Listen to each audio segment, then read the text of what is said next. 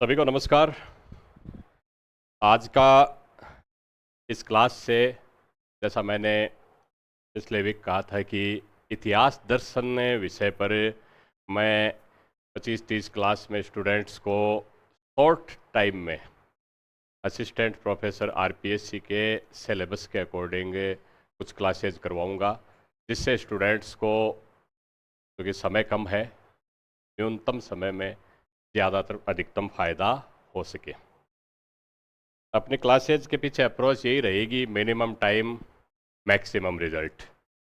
इसी पे मैं इतिहास की मेरी गाइड चलती है, इसी पे मेरी ऑनलाइन क्लास चलती है कि कम समय में मैक्सिमम हम कैसे निकालें। तो इसी थीम पर आज हम काम करेंगे। आज से अपनी ये पहली क्लास स्टार्ट है। ये क्लास मोटे तौर पर 2 सेशन में डिवाइड रहेगी। पहले सेशन में हम सिलेबस पर चर्चा करेंगे और दूसरे बिंदु पर हम इतिहास विषय पर सामान्य चर्चा करेंगे कि इतिहास की क्या परिभाषाएं हैं, कैसे कैसे अलग अलग विद्वानों ने इसे की व्याख्या की है, क्योंकि इस पर परीक्षा में प्रश्न पूछे जाते हैं।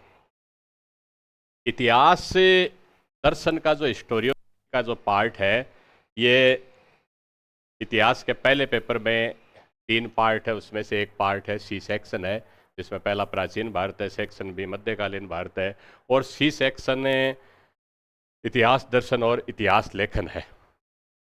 इतिहास दर्शन और इतिहास लेखन, ये दोनों ही इसमें है। तो इस पेपर में टोटल हमारे 50 प्रश्न होंगे।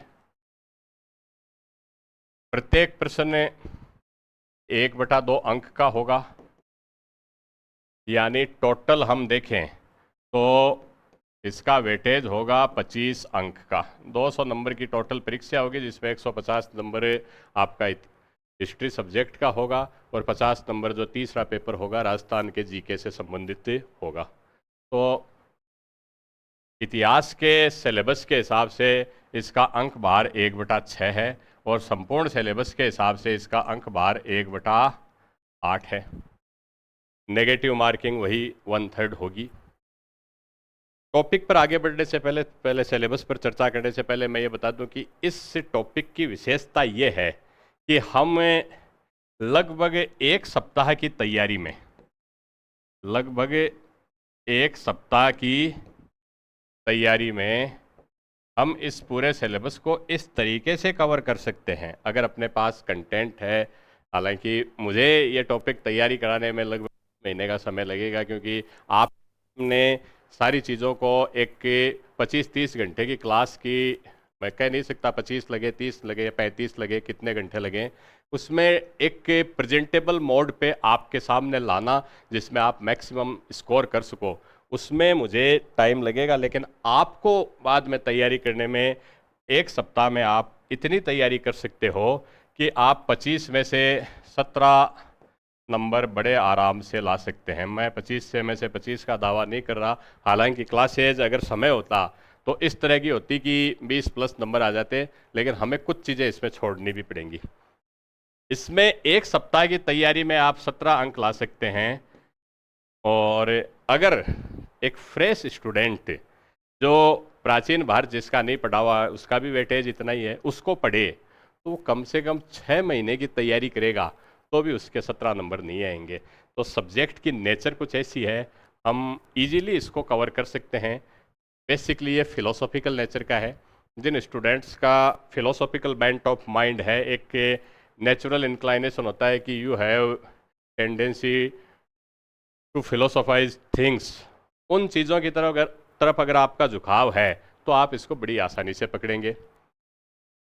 यहाँ पर अपनी 2 तरह की अप्रोच रहेगी। पहली अप्रोच रहेगी कि हम तथ्यात्मक चीज़ों को जल्दी से कवर करें, और दूसरा एक एनालिटिक, एक फिलोसॉफिकल वे भी इन चीज़ों के पीछे जो भी शामिल है उस पर भी हम एक जल्दी से उन चीज़ों को समझें, उन चीज़ों को एग्जाम में कैसे अप्लाई करना है, कैसे क्वेश्चंस उनमें बन सकते हैं, उन सब चीज़ों पर भी हम चर्चा जैसे जैसे आगे बढ़ेगा हम चर्चा करते रहेंगे।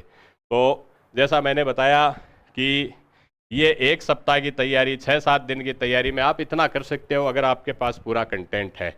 और आपको अगर जीरो से आप हिस्ट्री सब्जेक्ट शुरू करते हो तो 6 महीने में आपको प्राचीन भारत पढ़ने में लग जाएंगे। हालांकि जिनका पढ़ा हुआ है वो जल्दी से 3-4 महीने में पूरा सिलेबस भी कर सकते हैं, लेकिन मैं फ्रेशर के लिए मान रहा हूँ। और आपको मैं स्टूडेंट्स को इस टॉपिक पर बिल्कुल फ्रेश तरीके से ही मानते हुए इस टॉपिक को मैं आगे बढ़ा रहा हूँ। 1 week is sufficient for the preparation to fetch और गेट 17 आउट ऑफ 25। इतना स्कोर करने के लिए आप में ये सफिशिएंट समय है। हालांकि नोट्स बनाने में और आपको तैयारी करने में, जैसा मैंने बताया, मुझे कम से कम 2 महीने का समय लगेगा। तो चलिए इस टॉपिक पर हम आगे बढ़ते हैं विदाउट वेस्टिंग टाइम। सबसे पहले जैसा मैंने बताया कि हम सिलेबस पर चर्चा करेंगे। सिलेबस को अगर हम ध्यान से देख लेते हैं तो सिलेबस के माध्यम से ही हम इजीली, अगर एक बार सिलेबस भी नज़र में से देख लिया, आपने कुछ भी नहीं देखा है तो भी आप आराम से 8-9 नंबर स्कोर कर सकते हैं। टॉपिक का होवा ज़्यादा है, ये इतना ज़्यादा टफ नहीं है। हालांकि कुछ चीज़ें इस तरह की हैं कि गहराई में, अब ये गहराई इतनी ज़्यादा है कि उसमें अगर पेपर बनाने वाला उतर गया तो उसकी कोई सीमा नहीं है। तो मैंने आप लोगों की सुविधा के लिए ये सिलेबस को अलग अलग पार्ट्स में डिवाइड करते हुए हम इसको अगले 15-20 मिनट में सिलेबस पर चर्चा करेंगे। फिर हम इसकी एक सामान्य चर्चा करेंगे और नेक्स्ट क्लास से हम टॉपिक को सिस्टमेटिक शुरू करेंगे। हालांकि सामान्य चर्चा वाला भी सिलेबस का ही पार्ट है कि इतिहास क्या है, इसकी अवधारणा, इसकी डेफिनेशंस, अलग अलग विद्वानों ने इसे क्या कहा है, ये सब चीज़ें समझना। यहाँ पर सिलेबस में चर्चा करते समय कुछ चीज़ों को हम थोड़ा थोड़ा मैं हिंट भी देता जाऊंगा कि इसमें ये चीज़ें हैं। हालांकि उन पर डिटेल चर्चा बाद में होगी। मेरा उद्देश्य यहाँ पर आपको केवल सिलेबस बताना है। तो चलिए अब आपके स्क्रीन पर सिलेबस आपके सामने है और इस सिलेबस को 1 बाय 1 हम आगे बढ़ाते हैं। इतिहास दर्शन में विश्लेषणात्मक और परिकल्पनात्मक दर्शन, ये 2 चीज़ें आती हैं। अब विश्लेषणात्मक इतिहास दर्शन और परिकल्पनात्मक इतिहास दर्शन, इस अवधारणा को भी हम एकदम बिगनिंग में, शुरुआत से ही शुरू करेंगे। अगर मैं ये कहूँ कि विश्लेषणात्मक दर्शन क्या है, तो विश्लेषणात्मक दर्शन को एक लाइन में समझे तो ये 19th सेंचुरी की कंसेप्ट है, रिलेटिवली नई कंसेप्ट है। जबकि परिकल्पनात्मक जो दर्शन है, जिसको सिलेबस में नाम दिया गया है स्पेक्युलेटिव फिलॉसफी ऑफ हिस्ट्री, जिसको सिलेबस में स्पेक्युलेटिव फिलॉसफी, और जो विश्लेषणात्मक दर्शन है उसको एनालिटिक, इसको क्रिटिकल भी कहा जाता है। तो एनालिटिक कंसेप्ट ऑफ जो फिलॉसफी है, that is much later, it was developed in the 19th century. And if we compare it with speculative philosophy और परिकल्पनात्मक दर्शन which was developed, it goes back to the age of Plato and Aristotle. ये Plato और Aristotle के काल तक जाती है, तो इतनी पुरानी है। यानी हम इसको समझें तो ये कंसेप्ट पुरानी है और ये कंसेप्ट नई है, 19th सेंचुरी में है। मोटे तौर पर जो परिकल्पनात्मक दर्शन है, परिकल्पनात्मक दर्शन में हम एक इतिहास की एक दार्शनिक अवधारणा को लेकर चलते हैं, जिसमें अतीत, वर्तमान और भविष्य को जोड़ते हुए एक बड़ी व्यापक अवधारणा बनाई जाती है। जैसे एक कोटेशन आता है, या कई बार कहते हैं, इतिहास अपने आप को दोहराता है। तो ये कथन अपने आप में एक परिकल्पनात्मक इतिहास, या इसको स्पेक्युलेटिव फिलॉसफी ऑफ हिस्ट्री का है। कई बार हम कहते हैं भगवान सबका एक दिन हिसाब करेगा, तो ये जो स्टेटमेंट है अपने आप में क्या है, एक परिकल्पनात्मक दर्शन है। यानी यहाँ पर एक दार्शनिक अवधारणा प्रस्तुत की जाती है। इसको मैं थोड़ा सा इस टॉपिक पर जाने से पहले, आगे बढ़ने से पहले, इसका अंतर मैं चाहता हूँ कि हम एक स्लाइड के माध्यम से, इनर बोर्ड पे मैं स्लाइड और ऐड करके इसके माध्यम से भी मैं आपको कवर करा दूँ। इसको अगर हम बोर्ड को हम 2 भागों में बांट लेते हैं, एक भाग विश्लेषणात्मक दर्शन का कर लेते हैं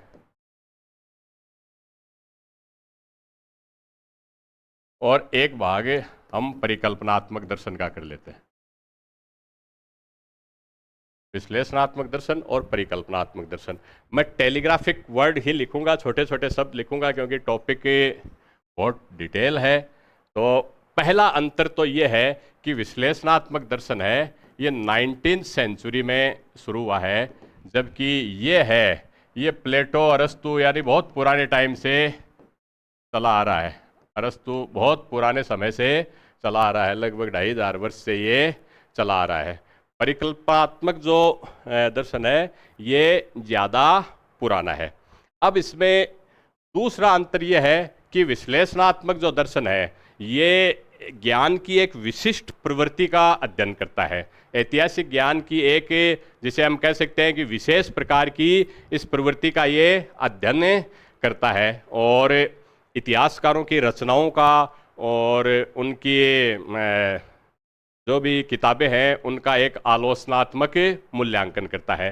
तो इसका मतलब क्या हुआ कि ये विशेष प्रकार का अध्ययन करता है। विशेष प्रकार का अध्ययन किसका? ऐतिहासिक जो भी रचनाएं हैं या व्यक्ति की जो भी ऐतिहासिक ज्ञान है उसकी जो प्रवृत्ति है उसका एक विशिष्ट प्रकार का अध्ययन करता है। विशेष अध्ययन ऐतिहासिक ज्ञान का और इतिहासकारों की रचनाओं का। इसके अंदर वो सभी चीज़ें शामिल हैं कि कौन कौन से स्रोत हैं, स्रोत प्राथमिक हैं कि द्वितीयक हैं, प्राथमिक द्वितीयक टर्सरी सोर्स तृतीयक जो स्रोत हैं उन सभी चीज़ों का, उनकी ऑथेंटिसिटी क्या है, उन सब चीज़ों का, क्योंकि ये विशेष पे ये कंसेप्ट चलती आ रही है। तो इसमें मुख्य चीज़ है आंकड़ों का एकत्रीकरण करना, उसकी व्याख्या करना और उस व्याख्या का एक वैज्ञानिक स्रोत, एक वैज्ञानिक कंसेप्ट प्रस्तुत करना। जैसे इसमें आंकड़े होंगे, आंकड़ों की व्याख्या होगी और ये जो व्याख्या या इंटरप्रिटेशन है इनको एकत्र करना, व्याख्या करना। आंकड़ों में सभी चीज़ें इनको एकत्रित होंगे, व्याख्या होंगे और इनका एक प्रस्तुतिकरण। उस प्रस्तुतिकरण के तरीके की कितनी वैज्ञानिक विधियां हैं, ये सब चीज़ें विश्लेषणात्मक इस दर्शन में शामिल होगी।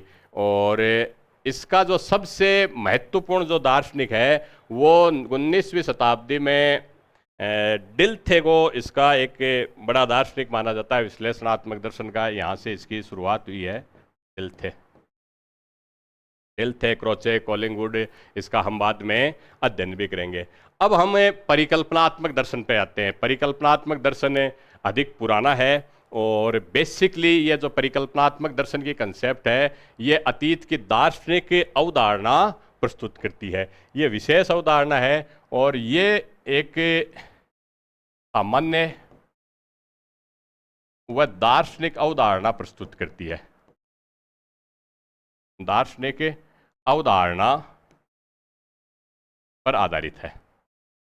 दार्शनिक अवधारणा पर यह आधारित है, सामान्य है, जनरलाइज्ड अप्रोच पर यह सिस्टम काम करता है। इसमें भूत, भविष्य या भूत, वर्तमान और भविष्य इनको जोड़ते हुए एक व्यापक दृष्टिकोण प्रस्तुत किया जाता है। भूत, भविष्य, वर्तमान का व्यापक दृष्टिकोण फिलोसॉफिकल है।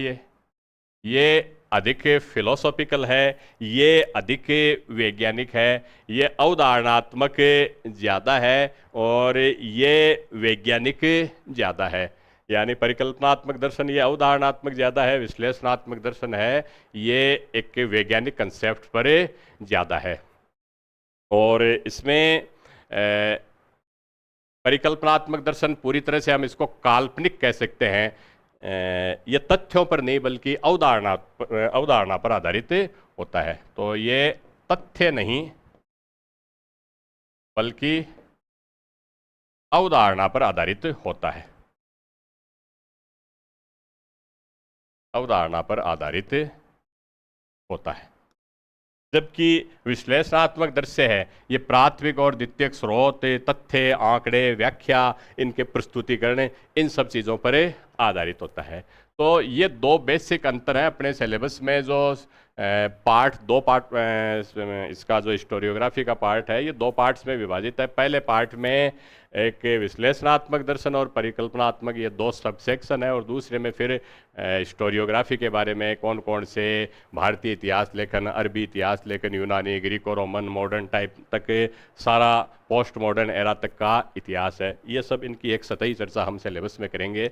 लेकिन मुझे ये लगा कि आपको एक बिगनिंग लेवल पर विश्लेषणात्मक और परिकल्पनात्मक यानी एनालिटिकल और जो स्पेकुलेटिव फिलॉसफी है इसका अंतर बिगनिंग लेवल पर ही समझ में आ जाना चाहिए। यानी ये एक व्यापक अवधारणा है। जैसे मैंने बताया इतिहास अपने आप को दोहराता है, ये बिल्कुल वैसा है जैसे इसको हम एक एग्जाम्पल से समझ सकते हैं।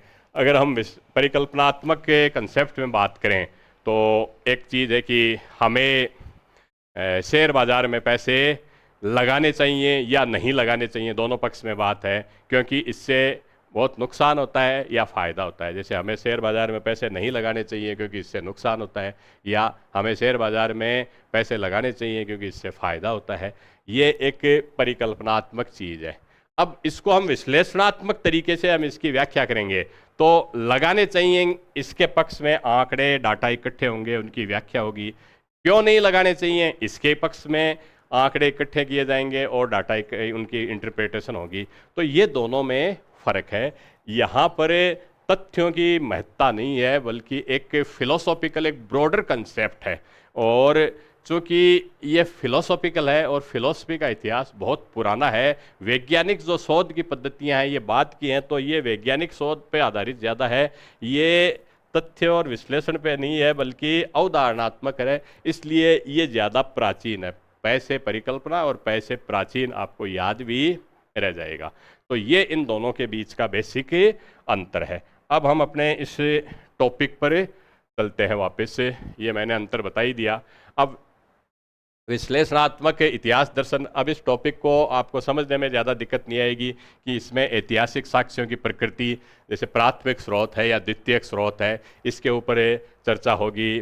प्रामाणिक है, अनुमान है, तथ्य है, इतिहास में साक्ष्य, स्रोत, जैसा मैंने बताया कि विश्लेषणात्मक या एनालिटिकल या जिसे हम क्रिटिकल फिलोसफी कहते हैं, ये 19th सेंचुरी या लेटर इवोल्यूशन है। यहाँ पर सब चीज़ों की व्याख्या साक्ष्यों के आधार पर की जाती है।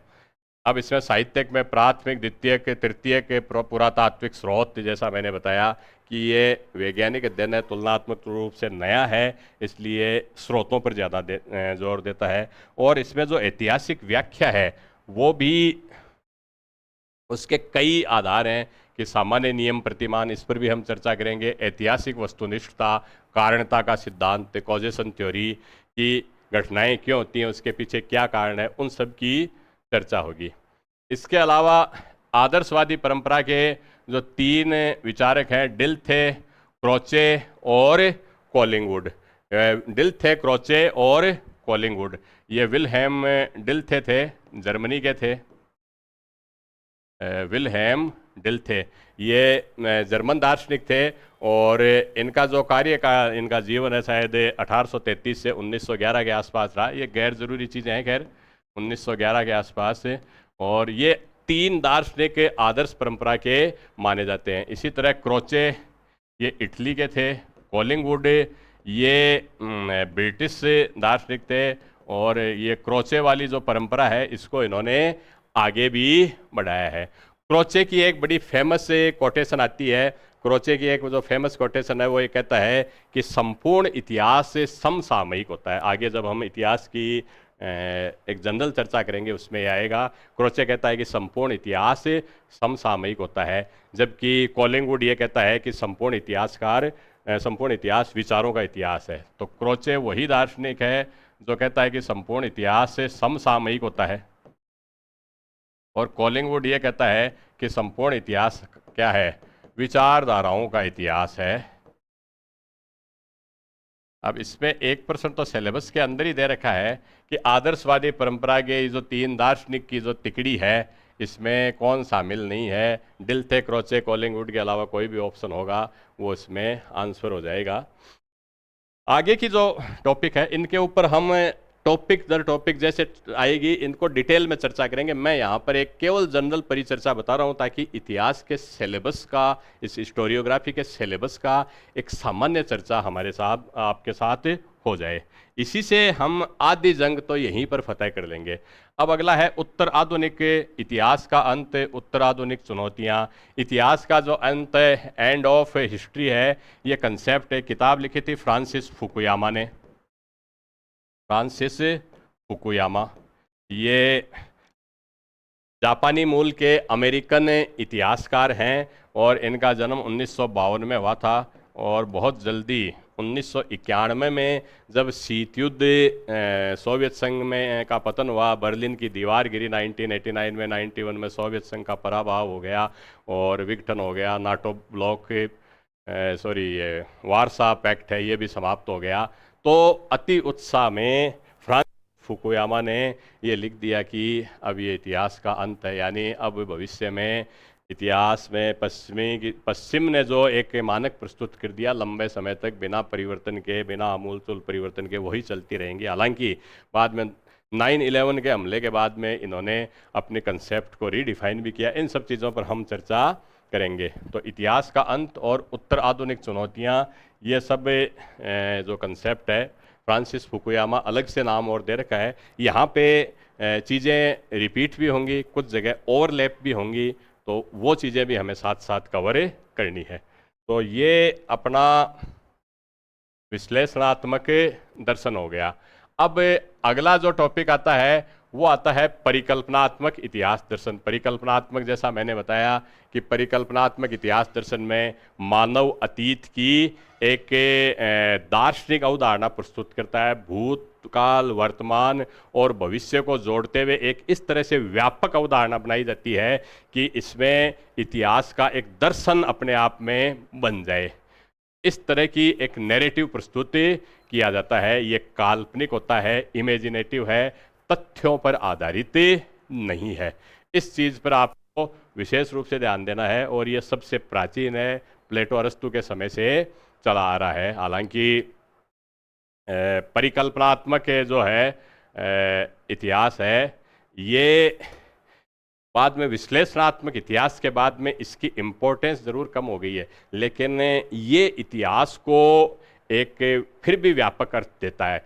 जो तथ्य ढूंढने वाले विश्लेषणात्मक इतिहासकार है उसकी तुलना में परिकल्पनात्मक इतिहास जो है ये एक व्यापक अर्थ देता है, ब्रॉडर फिलोसॉफिकल सेंस देता है, जो एक आम आदमी को अपील करती है। ये विश्लेषणात्मक क्लिष्ट है, जबकि परिकल्पनात्मक अवधारणा आपको समझने में भी रोचक लगेगी। तो यहाँ पर कुछ विद्वान हैं, विको, ये इनका जो पूरा नाम था गैम्बिस्ट इन विको, ये इटली के थे। और विको की जो एक बहुत ही प्रसिद्ध रचना है साइंजा नोवा, साइंस नोवा, 1725 में इन्होंने अपनी ये किताब लिखी थी।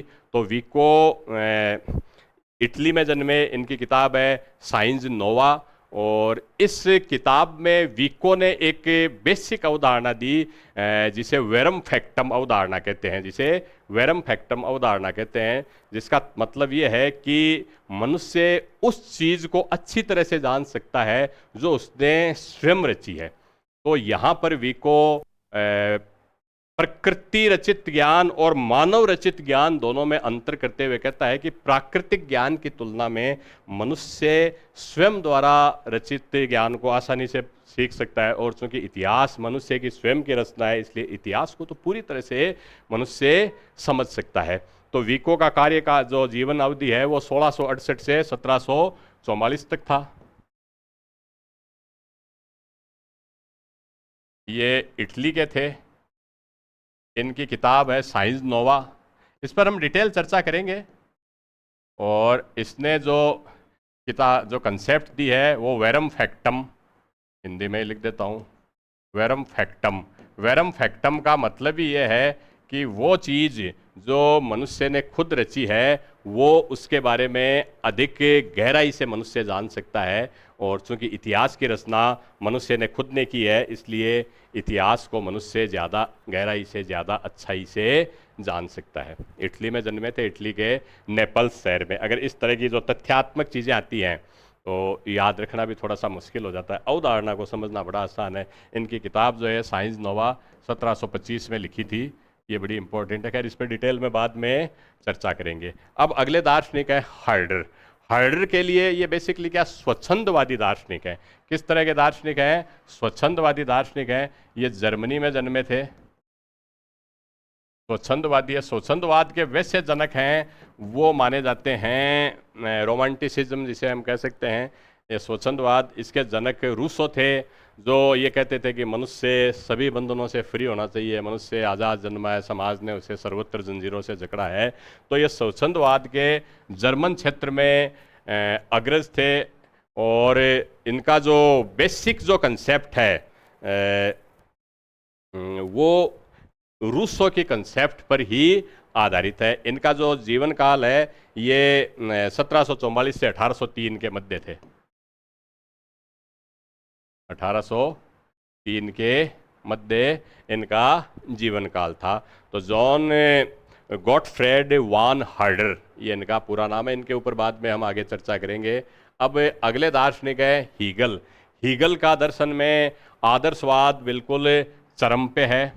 हीगल के दर्शन में आदर्शवाद बिल्कुल चरम पे है। 1770 से लेकर 1831 तक इनका जीवन काल था। और ये आदर्शवादी दार्शनिक हैं। और यहाँ पर आदर्शवाद बिल्कुल इनके दर्शन में आइडियलिज्म है वो चरम पर भी है। थीसिस, एंटीथीसिस और सिंथेसिस जिनके पॉलिटिकल साइंस सब्जेक्ट रहा है वो हीगल के बारे में अच्छी तरह से जानते भी हैं।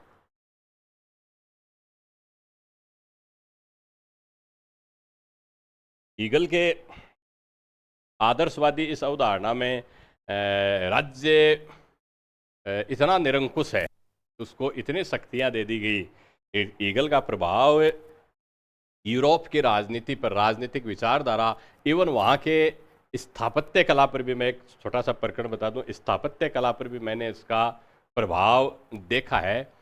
2015 या 16 में किसी एक वर्ष से मैं जर्मनी के बाडेन वुर्टमबर्ग एक राज्य है जिसकी राजधानी स्टुटगार्ट है। तो बाडेन राज्य दो पार्ट्स में बटा है, जर्मन एक एकड़ में ये आता भी है, फ्रांस से टच होता हुआ। तो बाडेन की राजधानी थी कार्लस्रूहे। वहाँ पर मैंने, वहाँ जर्मनी के एक टीचर थे, उन्होंने मुझे एक ऊंची सी जगह पे खड़ा करके देखा कि आप इन यहाँ पे क्या चीज़ें देख सकते हैं। तो एक महल के सेंटर में महल था और उस महल की तरफ चारों ओर से रास्ते आ रहे थे। यानी ये राज्य की निरंकुशता का प्रतीक था जो स्थापत्य कला में भी झलकता है। ये हीगल की अवधारणा थी। अगला है कार्ल मार्क्स। कार्ल मार्क्स के बारे में तो खैर कौन नहीं जानता। 1818 से 1883 तक थे। और कार्ल मार्क्स दास कैपिटल इनकी पुस्तक है। और इनके दर्शन में जो भौतिकवादी दर्शन है वो बिल्कुल चरम पे पहुंच जाता है। मार्क्सवाद, भौतिकवाद, ये भौतिकवादी दार्शनिक हैं। मार्क्स का विजन और मार्क्स का जो इन्फ्लुएंस है वो इतना स्ट्रॉन्ग है पूरी दुनिया में। शायद इतना स्ट्रॉन्ग इन्फ्लुएंस इस धरती पर न तो किसी धार्मिक आंदोलन का रहा, चाहे वो प्राचीन बौद्ध धर्म रहा हो, चाहे इस्लाम रहा हो, चाहे ईसाई धर्म रहा हो, किसी धार्मिक आंदोलन का भी नहीं रहा जितना मार्क्स का रहा। दुनिया स्पष्ट रूप से दो खेमों में बट गई थी। जो एक मार्क्सवाद के समर्थन में सोवियत संघ का ब्लॉक था, एक उसके अगेंस्ट में। जो अगेंस्ट थे वो भी अपने पॉलिटिकल सिस्टम, इकोनॉमिक सिस्टम को इस तरह से रीऑर्गेनाइज कर रहे थे कि कहीं मार्क्सवादी विचारधारा उनके लोगों में लोकप्रिय न हो जाए। इतना ट्रिमेंडस इन्फ्लुएंस मार्क्सिज्म का रहा है।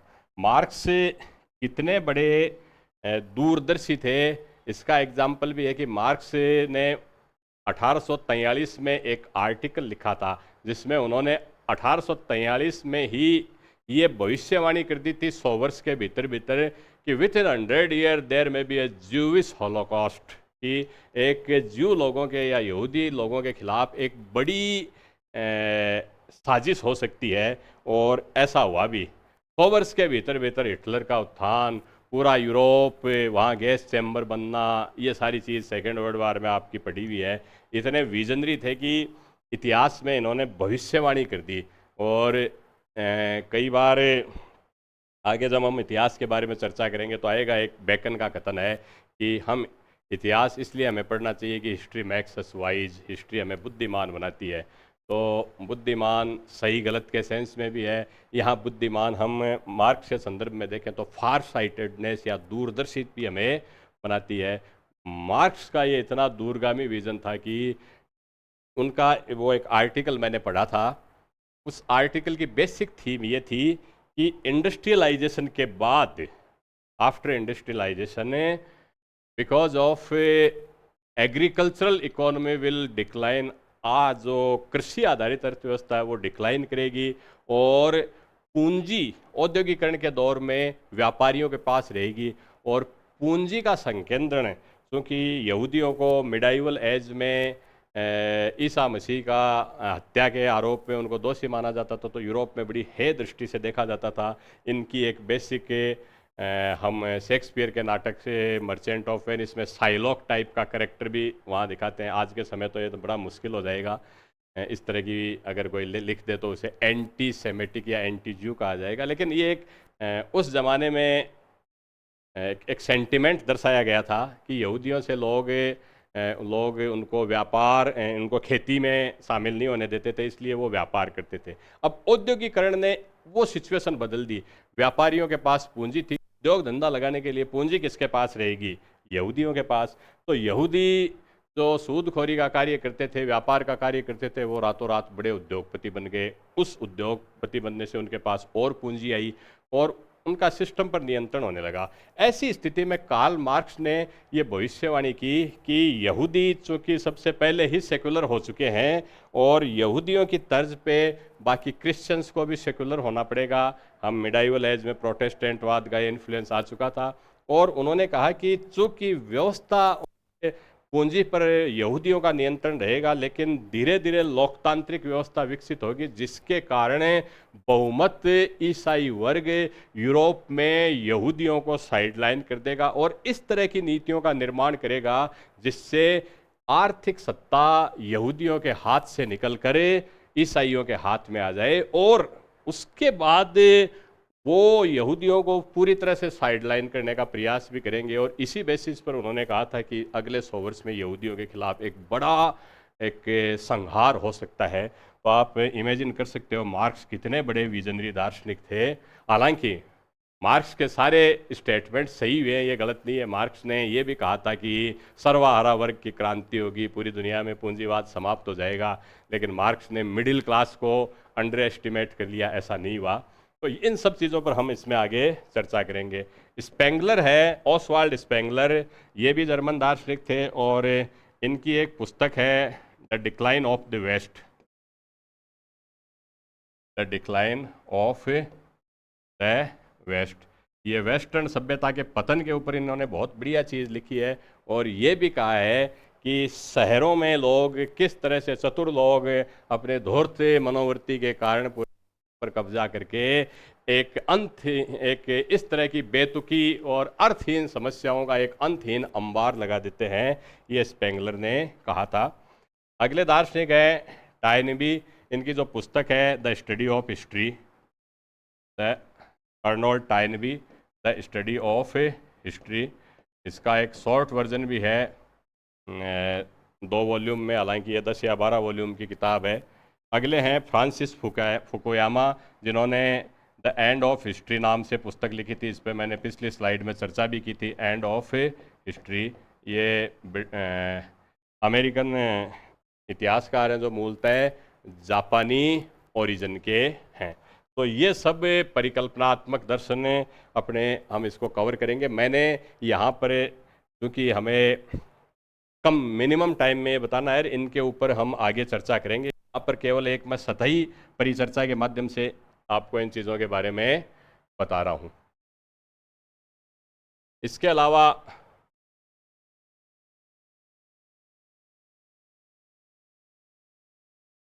कुछ भारतीय इतिहासकार भी हैं। भारतीय इतिहासकार में जियाउद्दीन बर्नी है, ये दिल्ली सल्तनत में हमारा पढ़ा हुआ है। अबुल फजल है, मुगल कालीन थे। आर.सी. मजूमदार हैं, राष्ट्रवादी इतिहासकार। जदुनाथ सरकार, डी कौशाम्बी जो कि मार्क्सवादी इतिहासकार हैं।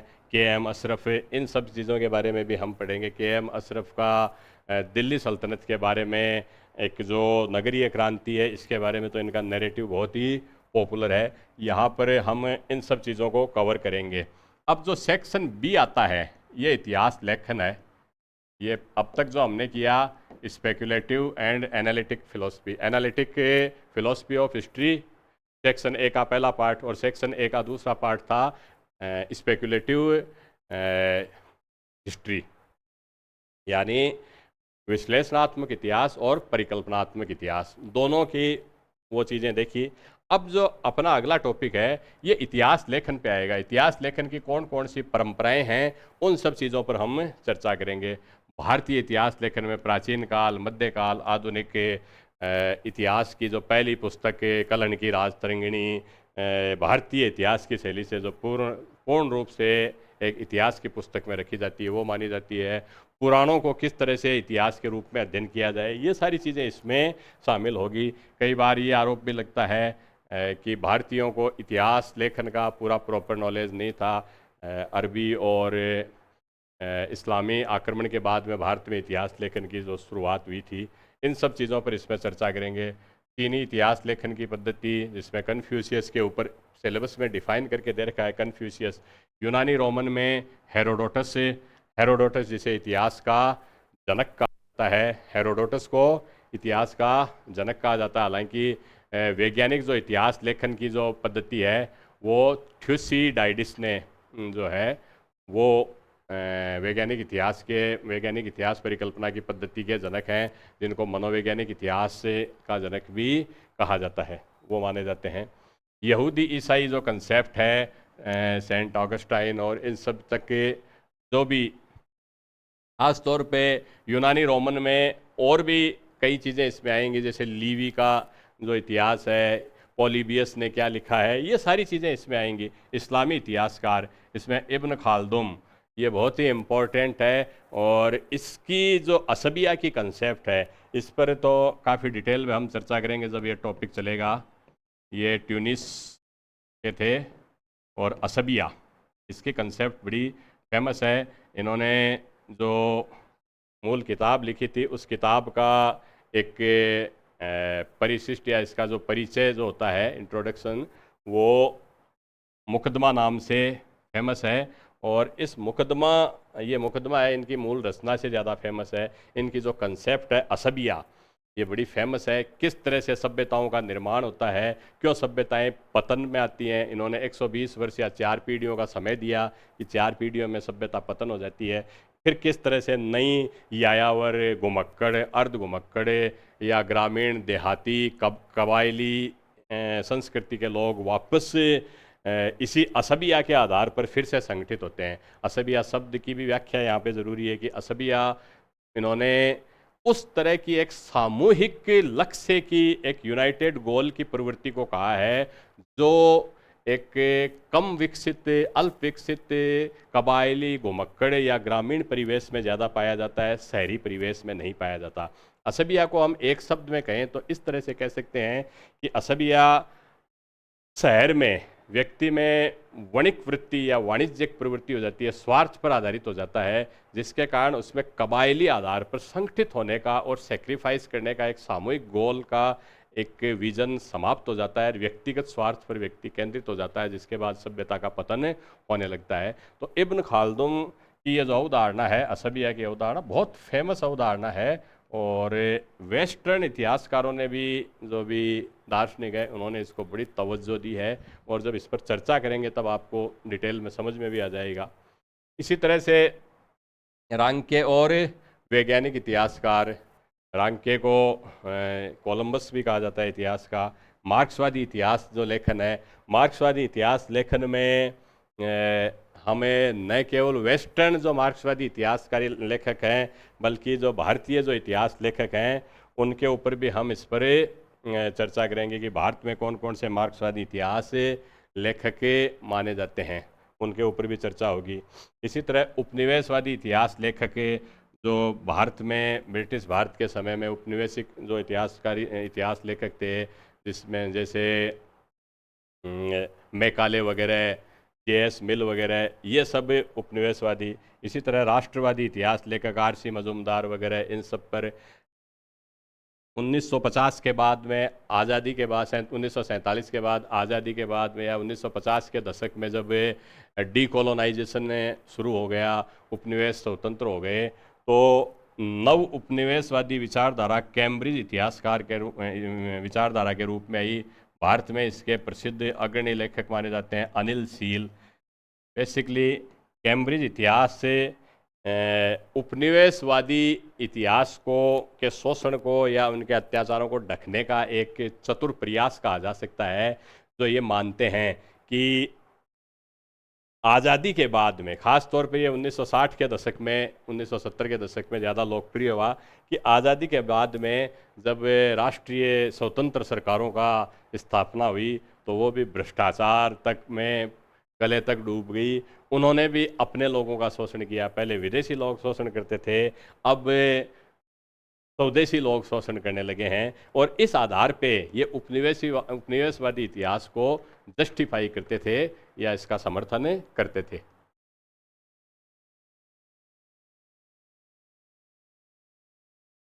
अगला जो है सबाल्टर्न इतिहास, ये मार्क्सवादी इतिहास का ही एक उपरूप कहा जा सकता है, जिसे उपाश्रयी इतिहास भी कहा जाता है। सबाल्टर्न इतिहास से रणजीत गुहा वगैरह, इन लोगों ने छोटे छोटे समूहों के द्वारा जो हाशिए पर, मुख्य इतिहासकारों द्वारा हाशिए पर धकेल दिए गए या उन पर गौर ही नहीं किया गया, उनका इतिहास में योगदान यहाँ पर दर्शाया गया है। जैसे भारत छोड़ो आंदोलन के दौरान जनजातियों का योगदान, आम किसान का योगदान, गांव गली छोटे छोटे कस्बों के देहाती क्षेत्र में किसानों का, आम आदमी का योगदान। यहाँ पे आम आदमी के योगदान जिसको बड़े बड़े हिस्टोरिकल पर्सनैलिटीज़ के सामने गौण मान लिया गया या बौना साबित कर दिया, गांधी, नेहरू या राष्ट्रवादी जो इतिहास लेखन की परंपरा चली, जिसमें बड़े बड़े नामों के सामने आम आदमी को कहीं तवज्जो ही नहीं दी गई, वहाँ पर यह सबाल्टर्न इतिहास फिर से आम आदमी को मुख्य इतिहास की धारा में शामिल करने का प्रयास है। बड़ा रोचक इतिहास है। और अगला आता है उत्तर आधुनिक इतिहास। ये फ्रांसिस फुकुयामा की अवधारणा है। उत्तर आधुनिक, इसमें या उसमें बाद में फ्रांसिस फुकुयामा भी इसमें आते हैं।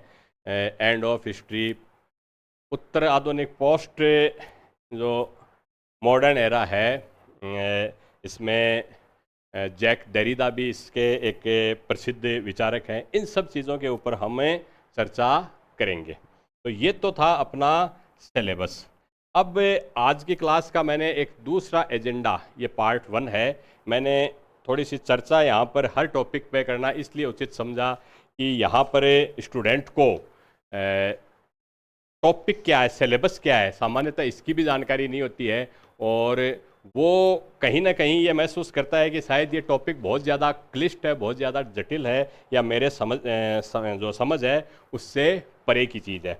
अब हम इतिहास के एक सामान्य परिचय पर हम चर्चा करेंगे। तो अगला जो आज की क्लास का दूसरा टॉपिक है वो है सामान्य परिचय, इतिहास का सामान्य परिचय। यहाँ पर आज की क्लास में बेसिकली हम 20-30 इतिहासकारों की या विद्वानों की जो ओपिनियन है इतिहास के विषय में, इतिहास शब्द का अर्थ क्या है, हेरोडोटस और थ्यूसिडाइडिस, इनके बाद में हम किस इतिहासकार ने या किस व्यक्ति ने इतिहास को क्या माना है, केवल इसी चीज़ पर चर्चा करेंगे। फिर नेक्स्ट टॉपिक से हम अपना जो विश्लेषणात्मक इतिहासकार है उस पर चल पड़ेंगे, क्योंकि इसके ऊपर प्रश्न 1-2 प्रश्न निश्चित रूप से परीक्षा में आता है। तो इतिहास के लिए जो शब्द काम में लिया जाता है, मैं यहाँ पे लिखाऊंगा नहीं, कुछ चीज़ें जो मैं बोल रहा हूँ उसी को आप वीडियो पॉज कर करके लिख लेना, क्योंकि लिखाने में टाइम बहुत ज़्यादा जाया जाता है और बोर्ड भरने की प्रक्रिया के दौरान आप उसको लिखते जाएंगे, ये टाइम कंज्यूमिंग प्रोसेस है and we can't afford the luxury of time. इस समय तो ये बड़ी लग्जरी की चीज़ है। तो इतिहास के लिए जो ये शब्द है हिस्ट्री, ये ग्रीक शब्द से लिया गया है। इसका मतलब क्या होता है? इसका मतलब है इंक्वायरी, रिसर्च। हिस्ट्री शब्द का जो अर्थ है इंक्वायरी, जिसे हम पूछताछ कह सकते हैं, या जिसे इसके लिए मैं जांच शब्द काम में लिया जा सकता है। इसी तरह से रिसर्च, रिसर्च जिसको हम शोध कह सकते हैं। और इसके अलावा एक शब्द आता है खोज, जिसको हम एक्सप्लोरेशन कह सकते हैं।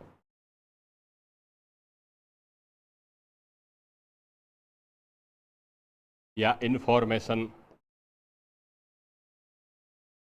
जिसे हम सूचना कह सकते हैं।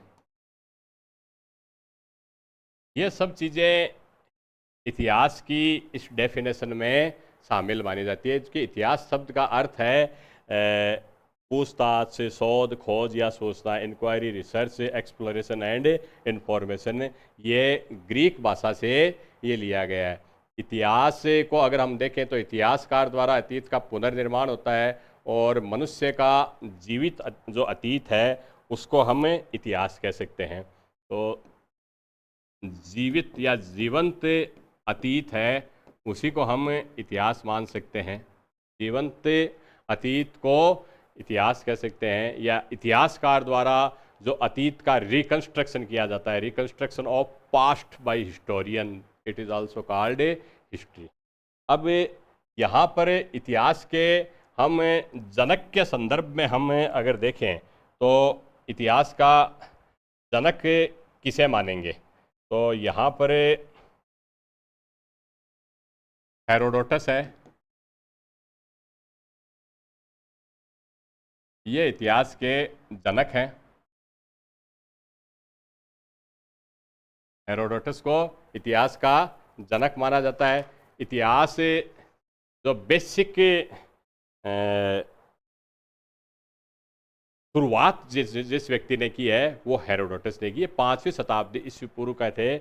इनका जो समय है 484 ईस्वी पूर्व से 430 ईस्वी पूर्व के समय के लगभग था। ये समय हो सकता है एक आधा वर्ष इधर उधर हो जाए, क्योंकि अब याद सारी चीज़ें मैं आगे से नोट्स पे बोर्ड पे लिख के वैसे करूँगा, क्योंकि सारी चीज़ें याद रख पाना बड़ा मुश्किल है।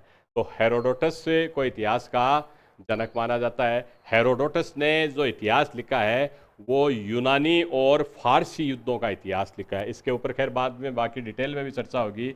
इसकी जो मुख्य जो चीज़ है यूनानी और फारसी युद्धों का इतिहास लिखा है, इसके ऊपर ये आधारित है। लेकिन हेरोडोटस की जो इतिहास लेखन की शैली है वो एक स्टोरी टेलिंग या कथात्मक या कहानी वाली शैली है।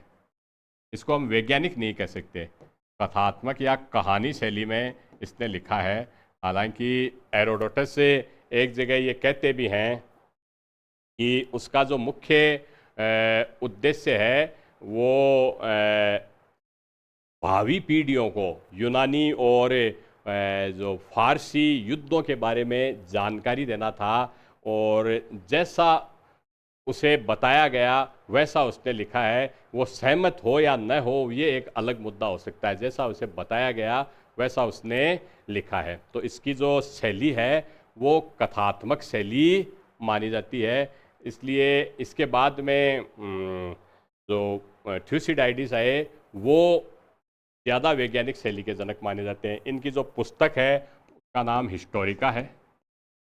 इनकी पुस्तक हिस्टोरिका थी हेरोडोटस की। इसके 9 भाग थे। इसके 9 भाग या 9 खंड थे। हेरोडोटस ये बताता है कि मेरा दायित्व ये है जो मुझे कहा जाता है, हालांकि जो कहा गया है उसको मैं एज इट बता दूं, और हालांकि मैं उस चीज़ को मानने के लिए बाध्य नहीं हूँ। यानी मुझे जो कहा गया है वो मैं नरेट कर रहा हूँ, हो सकता है मैं उससे असहमत हूँ, मैं मानूँ नहीं, लेकिन इतिहासकार के रूप में मुझे जो बताया गया वो जानकारी मैं दूंगा। और मेरा ये पुनीत कर्तव्य है कि मैं ग्रीक और फारसी युद्धों के बारे में यूनान की भावी पीढ़ियों को उनके गौरवमय अतीत की जानकारी दूं। तो ये हेरोडोटस की विधि थी।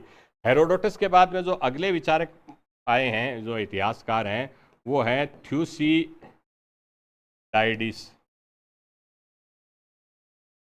थ्यूसिडाइडिस ये अगले इतिहासकार हैं, थ्यूसिडाइडिस। और इनका जो इतिहास है वो पेलोपोनेशियन युद्धों का इतिहास माना जाता है।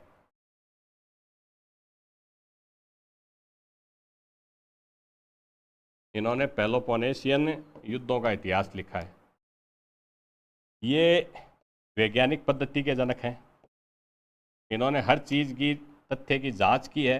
तो इसलिए वैज्ञानिक, अगर एग्जाम में प्रश्न आए कि इतिहास अध्ययन की जो वैज्ञानिक पद्धति के जनक कौन हैं, तो वो कौन होंगे?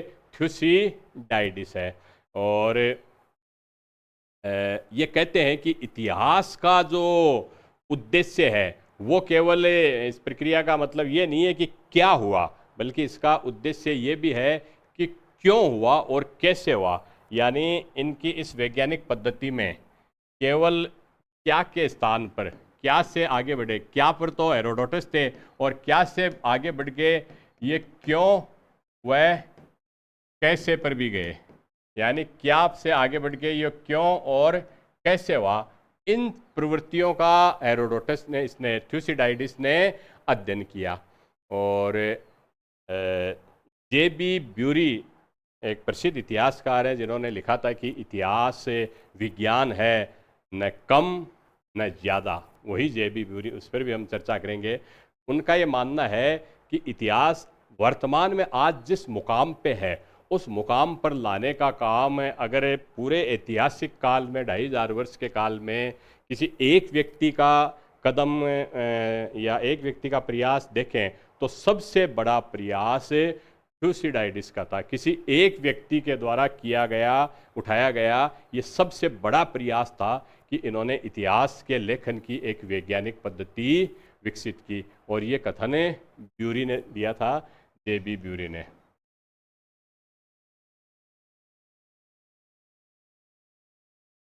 कि थ्यूसिडाइडिस का जो प्रयास है वो इतिहास के अध्ययन में सबसे बड़ा कदम माना जा सकता है। परीक्षा में इस तरह के प्रश्न आ जाते हैं कई बार। एक जनरली मैं एक टेलीग्राफिक वे में ही ये लिखा रहा हूँ कि सिलेबस काफ़ी बड़ा है।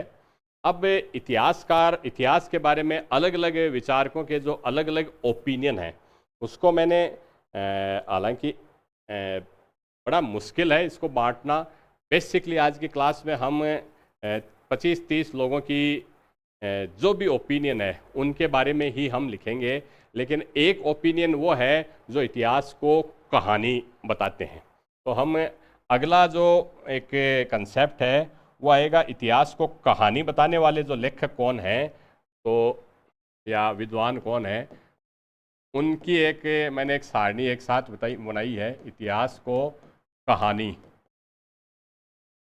मानने वाले, इतिहास को कहानी मानने वाले। इसके बाद में हम इतिहास पर एक जनरल जो डेफिनेशन है जिनके ऊपर प्रश्न आता है, जैसे इतिहास हमें बुद्धिमान बनाती है, ये किसने कहा। ये 2016 में जो एग्ज़ाम हुई थी असिस्टेंट प्रोफेसर की 2014 वाली भर्ती, उसमें आया था।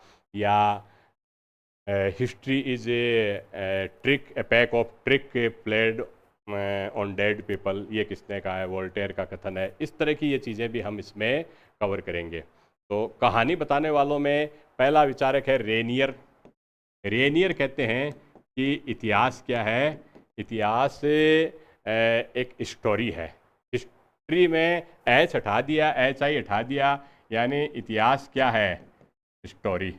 एच आई हटा दिया, HISTORY, तो इसमें स्टोरी या कहानी रेनियर ने इतिहास को माना है।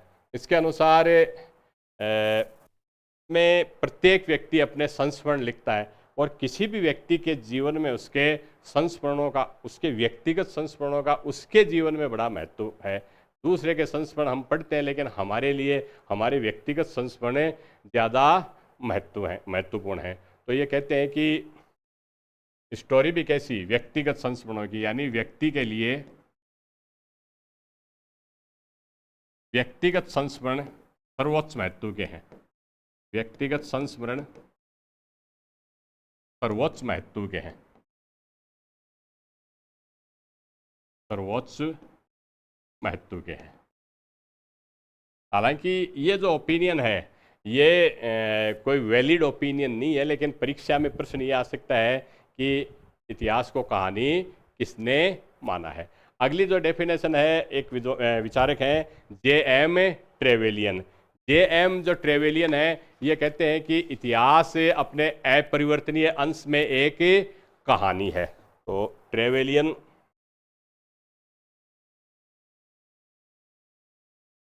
जे.एम. ट्रेवेलियन क्या कहते हैं, इतिहास अपने अपरिवर्तनीय अंश में कहानी है, अपरिवर्तनीय अंश में कहानी है। अब इस तरह की डेफिनेशन पूछी जा सकती है कि किसकी डेफिनेशन है। तो सटीक अगर अपने को याद है कि इतिहास को अपरिवर्तनीय अंश में कहानी मानने वाले विचारक कौन हैं, जे.एम. ट्रेवेलियन।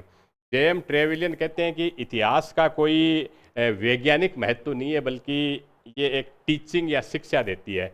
यानी ये वैज्ञानिक इम्पोर्टेंस नहीं देते हैं, वैज्ञानिक महत्व नहीं है, बल्कि किसका महत्व है, केवल शिक्षा का महत्व है। यानी इतिहास हमें सीख देता है।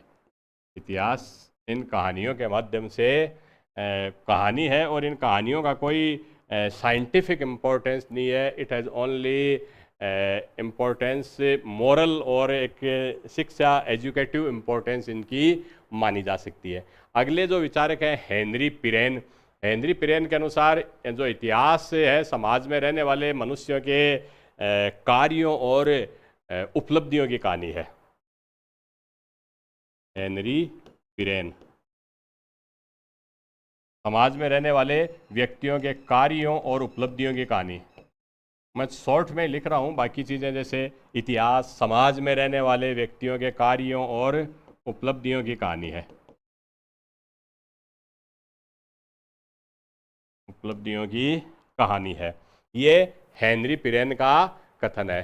फ्रेंच एकेडमी के जो एक फेमस ओपिनियन है वो ये कहते हैं कि इतिहास स्मरण करने योग्य जो भी घटनाएं हैं उनकी कहानी है। फ्रेंच एकेडमी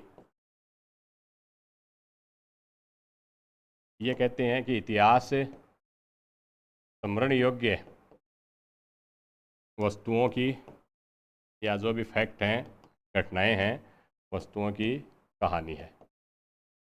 यानी जो कुछ भी वर्थ रिमेम्बरिंग है, whatever is worth remembering, history is a collection of those stories जो हमें याद कर सकते हैं। इसी तरह एक विचारक हैं एफ.एस. ओलिवर।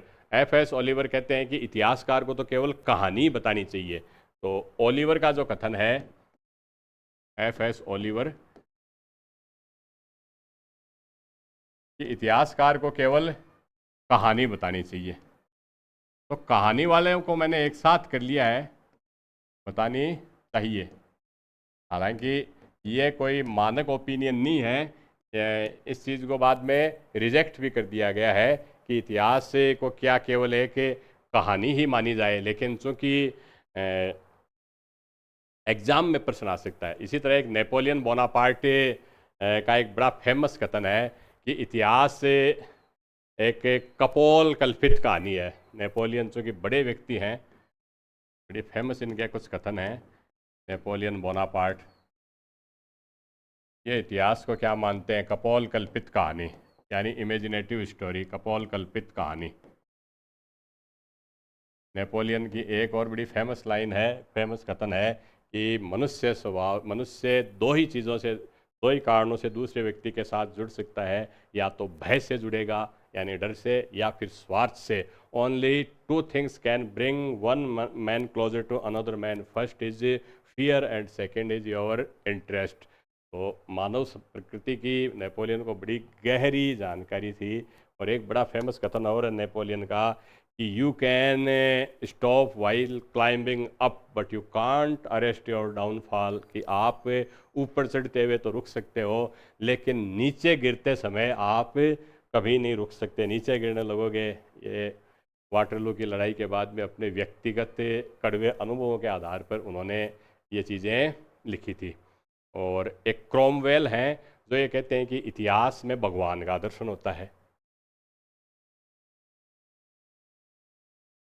क्रोमवेल हैं, ये कहते हैं कि इतिहास में भगवान बसते हैं, भगवान का दर्शन होता है। तो ये सीधा आ जाए कि ये कथन किसका है, तो अपने को ये एग्ज़ाम के हिसाब से ये याद रखना चाहिए।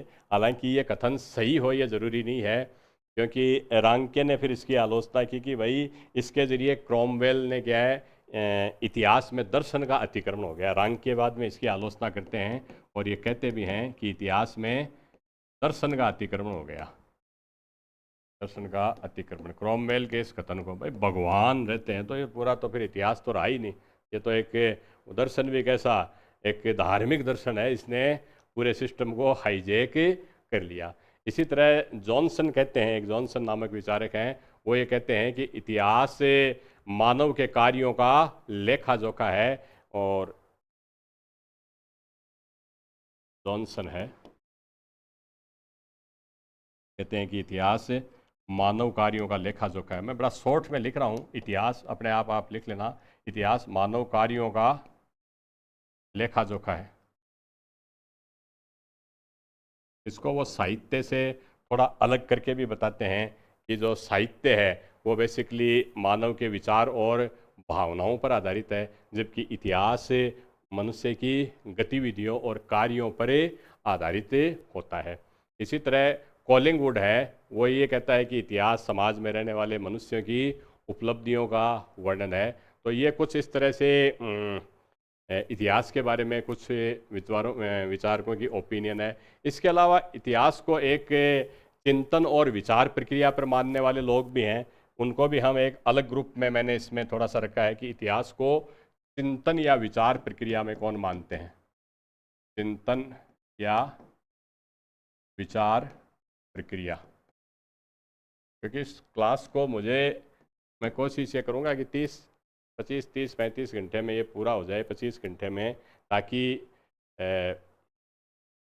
मिनिमम टाइम में आपको यूटिलाइजेशन हो सके। इसलिए मैं थोड़ा सा जल्दी भी करा रहा हूँ, और वरना इस चीज़ को आराम से 60-70 घंटे तक इस टॉपिक को खींचा जा सकता है। बड़ा रोचक टॉपिक है, लेकिन अनफॉर्चुनेटली मुझे ये जल्दी कराना पड़ेगा। तो इतिहास को चिंतन और विचार प्रक्रिया में, इसमें एक कॉलिंगवुड की एक बड़ी फेमस जो कथन है कि संपूर्ण इतिहास विचार या विचारधारा का इतिहास होता है। तो पहली जो डेफिनेशन है वो है कॉलिंगवुड। हिल थे, क्रोचे, कॉलिंगवुड, ये आदर्शवादी इतिहासकार की वो दर्शन की ट्रिनिटी है। उसी में कॉलिंगवुड जो ब्रिटिश इतिहासकार थे, क्रोचे के बड़े सीधे डिसेंडेंट या उत्तराधिकारी शिष्य माने जा सकते हैं। ये कहते हैं कि इतिहास क्या है, विचारधारा का इतिहास। संपूर्ण इतिहास विचारधारा का इतिहास है। तो संपूर्ण इतिहास आप खुद लिख लेना, संपूर्ण इतिहास विचारधारा का इतिहास है। समय की मजबूरी के चलते मैं इसको बड़ा शॉर्ट टेलीग्राफिक लैंग्वेज में ही लिख रहा हूँ। कला और इतिहास में भी कॉलिंगवुड एक अंतर बताते हुए कहते हैं कि कला बेसिकली संभावनाओं का वर्णन है, जबकि इतिहास में एक यथार्थ जो चीज़ है उनका प्रस्तुतिकरण होता है। इसके अलावा अब जो दूसरे हैं विचारक, E.H. कार, इनकी भी बड़ी फेमस, ये परीक्षा में आता है, E.H. कार। E.H. कार इनकी एक पुस्तक है व्हाट इज़ हिस्ट्री, इनकी एक पुस्तक भी है, इतिहास क्या है या व्हाट इज़ हिस्ट्री, बड़ी फेमस किताब है वो। ये तथ्यों की तुलना मछली बाजार में जो मछली मिलती है उससे करते हुए बताते हैं कि इतिहासकार तथ्यों का सिलेक्शन वैसे करता है जब हम बाज़ार में जाकर अलग अलग ब्रांड की अलग अलग नाम की मछलियाँ लाते हैं, फिर उनको अपने किचन में अपने अलग अलग तरीके से उसकी रेसिपी तैयार करते हैं, वैसे ही इतिहासकार तथ्य चुनता है और उन तथ्यों की फिर इंटरप्रिटेशन करता है। तो यहाँ पर तथ्य से ज़्यादा महत्वपूर्ण क्या हो गए, व्याख्या हो गई, इंटरप्रिटेशन ज़्यादा महत्वपूर्ण हो गई। तो ये इतिहास में व्याख्या को ज़्यादा महत्व देते हैं, व्याख्या को ज़्यादा महत्व, ये भी एक कंसेप्ट की चीज़ है। तथ्य से ज़्यादा व्याख्या को महत्व देते हैं। तथ्य को तो ये मछली बाजार की मछली बना दिया है इन्होंने कि जैसे मछली को हम ला रहे हैं वैसे है। अब आपको मछली के बाद में उसको कैसे तैयार करना, आपको डिश कैसे तैयार करनी है, वैसे ही तथ्यों पर हम कैसे इंटरप्रिटेशन करेंगे उस पर इतिहास निर्भर करता है। इस प्रकार ये कहते हैं कि इतिहासकार जो तथ्य और इतिहासकार के बीच में एक अनवरत संवाद है, वर्तमान और अतीत के बीच में एक अनवरत संवाद है। तो इनकी एक बड़ी फेमस कोटेशन है कि इतिहासकार व तथ्यों के बीच, बड़ी फेमस कोटेशन है, इसको वैसे लिखवाने की भी आवश्यकता नहीं है। आप जो स्टूडेंट बिल्कुल नए हैं वो भी EH कार की एक डेफिनेशन को तो जानते हैं। तथ्य और इतिहासकार के बीच एक अंतःक्रिया है, के बीच सतत अंतःक्रिया है, सतत अंतःक्रिया है। दूसरा ये भी कह सकते हैं कि अतीत और वर्तमान के बीच अनवरत संवाद है, अतीत एवं वर्तमान के बीच अनवरत संवाद। ये भी बेसिकली EH कार की एक डेफिनेशन मानी जाती है। तो इतिहासकार या तथ्य को ज़्यादा महत्व देते हैं, व्याख्या को देते हैं। व्याख्या किसमें चलती है? इतिहासकार के मस्तिष्क में चलती है। तथ्यों के बीच में सतत अंतःक्रिया माना है और अतीत और वर्तमान के बीच में इसको एक अनवरत संवाद भी EH कार ने माना है। अब अगली डेफिनेशन है क्रोचे की, जो कॉलिंगवुड के गुरु थे। वो कहते हैं कि समस्त इतिहास समकालीन इतिहास है। ये तो विचारधारा का इतिहास कहते हैं कॉलिंगवुड तो, और वो कहते हैं समकालीन इतिहास है। तो यहाँ पर भी एक बड़ा बारीक नैरो मामला आ जाता है। मैं यहीं पे लिख देता हूँ, या चलो अगली स्लाइड में लिख देता हूँ। क्रोचे की जो डेफिनेशन है बड़ी इम्पोर्टेंट है। क्रोचे क्या कहते हैं कि संपूर्ण जो इतिहास है ये समकालीन या समसामयिक इतिहास है। संपूर्ण इतिहास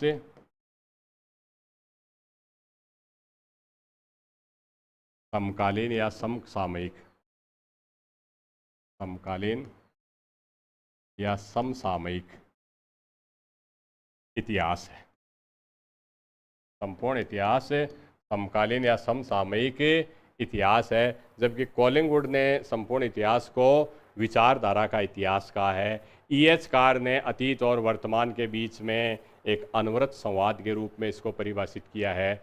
और क्रोचे एक चीज़ और ज़रूर कहते हैं कि तथ्यों का जो प्रस्तुतिकरण है वो इतिहासकार का पवित्र कर्तव्य है, जबकि EH कार तथ्यों पर बल नहीं देते हैं। ये चीज़ें मैं इसलिए बता रहा हूँ कि साथ साथ कौन सा, कई बार अवधारणा से रिलेटेड चीज़ पूछ लेते हैं कि EH कार तथ्यों को अत्यधिक महत्वपूर्ण मानते हैं। क्या ये सही है? जी नहीं, गलत है।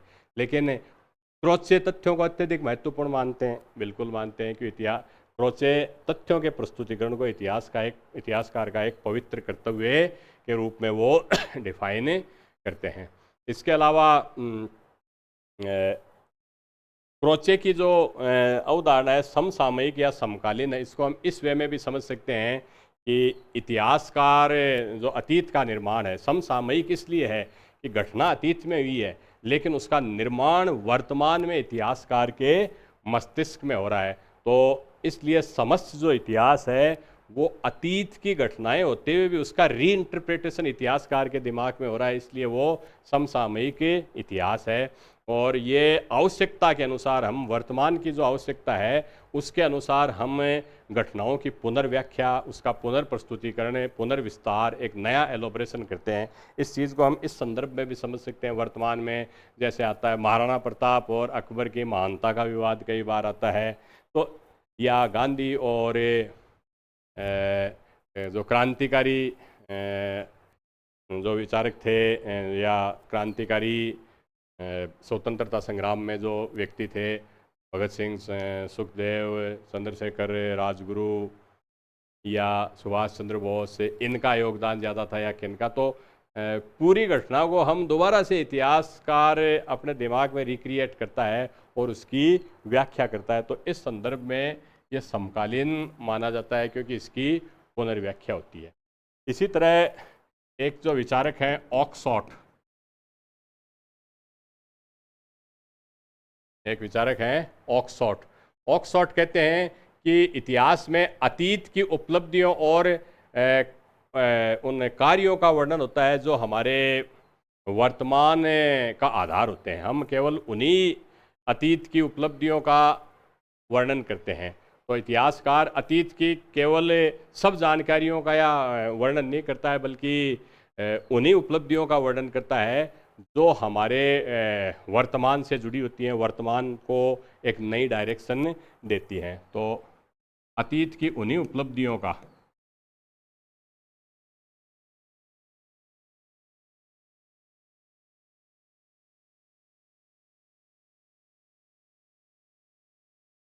वर्णन जो वर्तमान से जुड़ी है। अब वर्तमान में मान लीजिए हमारी ज़रूरतें बदल गई तो हम अतीत से नई चीज़ें निकाल कर ला सकते हैं। तो इसी कारण से ऑक्सफोर्ड ये कहते हैं कि इतिहासकार क्या है, इतिहास बेसिकली इतिहासकार का अनुभव है, और इस इतिहासकार के मस्तिष्क में अन्य कोई इतिहासकार के अलावा निर्माण भी नहीं कर सकता। तो ये बेसिकली इतिहास को मानते क्या हैं, इतिहासकार का अनुभव है। इतिहासकार का अनुभव है, और इसकी जो निर्माण या जो रचना है ये इतिहासकार के अलावा और कोई नहीं कर सकता। इसी तरह एक विचारक है डिल थे, उनका ये मानना है कि इतिहास वर्तमान काल में अतीतकालीन ज्ञान का अध्ययन है। वर्तमान में अतीत का अध्ययन इतिहास है। डिल थे।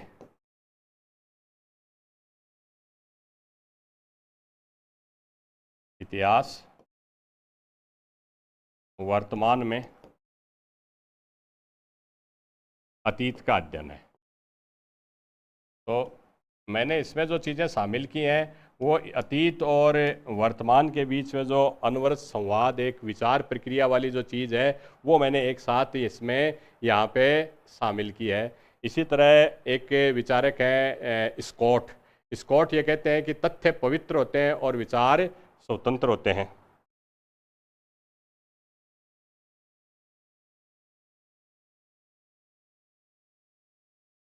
तथ्य पवित्र होते हैं, विचार स्वतंत्र होते हैं।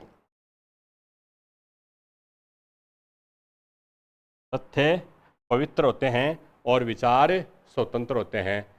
और एक विचारक और हैं जिनका नाम है वाल्स, वो ये कहते हैं कि इतिहास में अपनी व्याख्या में क्या घटित हुआ इसी से संतुष्ट नहीं हुआ होता, बल्कि इस तथ्य की भी व्याख्या करता है कि ऐसी चीज़ें क्यों घटित हुई। तो क्या वाली जो चीज़ है वो थ्यूसिडाइजिस ने भी बताई थी कि हेरोडोटस जहाँ क्या का वर्णन करता है, थ्यूसिडाइजिस क्यों और कैसे का वर्णन करता है। तो वही बात वाल्स कहते हैं कि अतीत में क्या घटित हुआ है इसका वर्णन नहीं करता है, बल्कि इसी से संतुष्ट नहीं होता है, बल्कि इस चीज़ की भी व्याख्या करता है कि क्यों और कैसे ये घटना क्यों घटित हुई।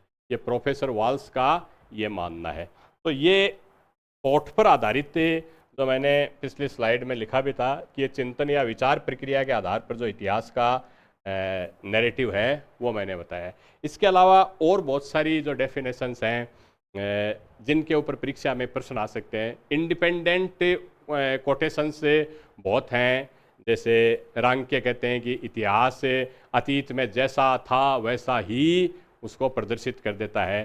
बेकन ये कहता है कि इतिहास हमें बुद्धिमान बनाता है। इसी तरह एक विचारक हैं सिसरो, जो रोमन साम्राज्य के प्रसिद्ध विचारक थे, वो कहते थे कि इतिहास जीवन का शिक्षक है। तो ये सारी डेफिनेशंस भी परीक्षा में कई बार पूछ ली जाती है, तो 8-10 इस तरह की डेफिनेशंस भी हमें इसमें कवर करनी है।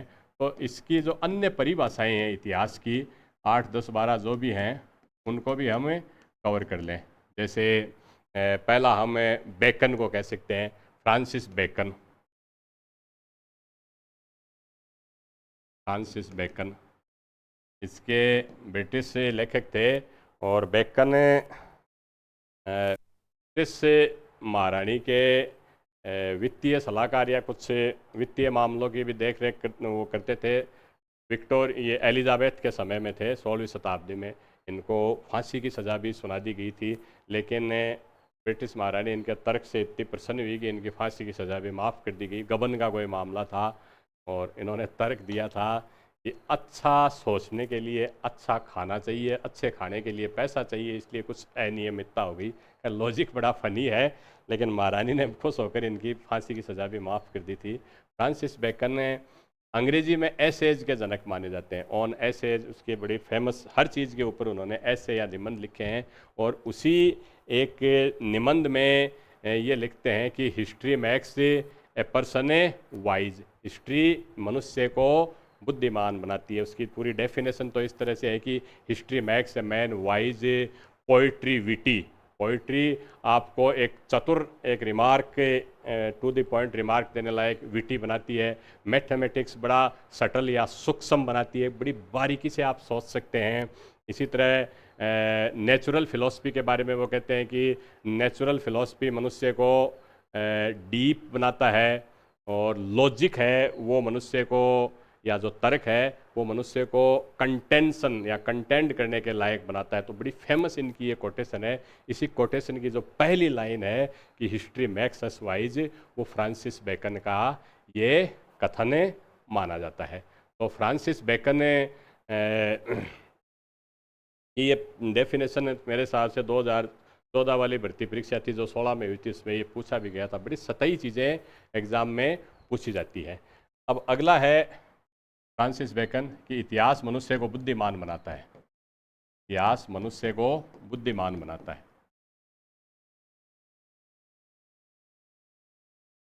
पोएट्री विटी बनाती है, मैथमेटिक्स सटल बनाती है, लॉजिक कंटेंशन लायक बनाता है, तर्क वितर्क करने लायक बनाता है। तो अपने को केवल इतिहास से संबंधित याद रखनी है। अगला जो विचारक हैं वो रांक्य हैं।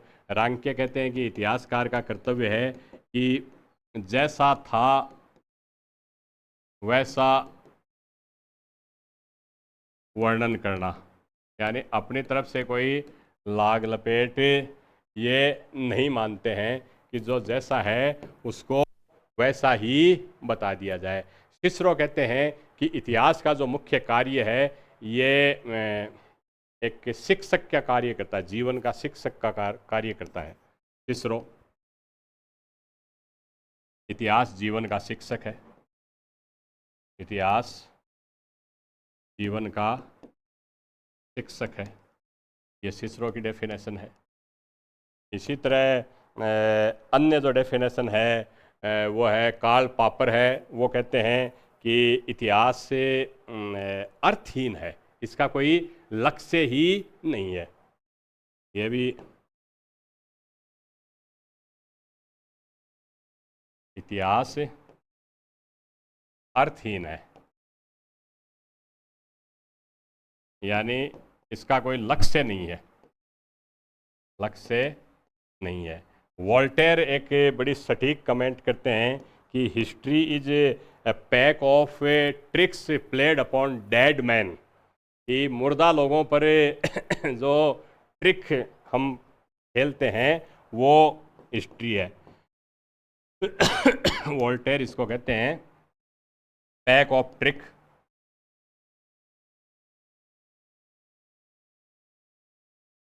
Pack of tricks played upon dead man, upon dead. मुर्दों पर जो कारस्तानी व्याख्या द्वारा की जाती है वो वॉल्टेयर ने उसको इतिहास कहा है। एक बड़ी फेमस कोटेशन इसमें और आती है, J.B. ब्यूरी की, तो ब्यूरी या कई जगह बुरी भी लिखा आता है इनकी,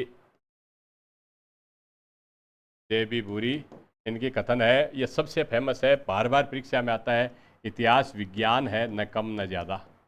इतिहास विज्ञान है, न कम न ज़्यादा। न तो ये कम है न ज़्यादा, एग्जैक्ट डिफाइन करके इन्होंने बताया। कैम्ब्रिज में 1903 में जब ये एक अध्यक्षता कर रहे थे, शायद लॉर्ड एक्टन के स्थान पर इनको उनका उत्तराधिकारी बनाया गया था, तब उन्होंने ये बड़ा कथन दिया था। इसके ऊपर काफ़ी हो हंगामा या हल्ला गुल्ला हुआ था और इनकी कई आलोचना भी हुई, लेकिन बाद में ये अपने इस विचार पर बिल्कुल कायम रहे कि भाई मैंने जो कहा है वो बिल्कुल सही है। एक कार्ल मार्क्स की डेफिनेशन है, ये भी परीक्षा में आ सकती है कि मार्क्स इतने विजनरी दार्शनिक थे। मार्क्स कहते हैं इतिहास अपने आप को दोहराता है, आपको दोहराता है, पहले प्रहसन के रूप में और बाद में त्रासदी के रूप में, सॉरी, पहले त्रासदी के रूप में और बाद में एक प्रहसन की तरह। पहले त्रासदी के रूप में,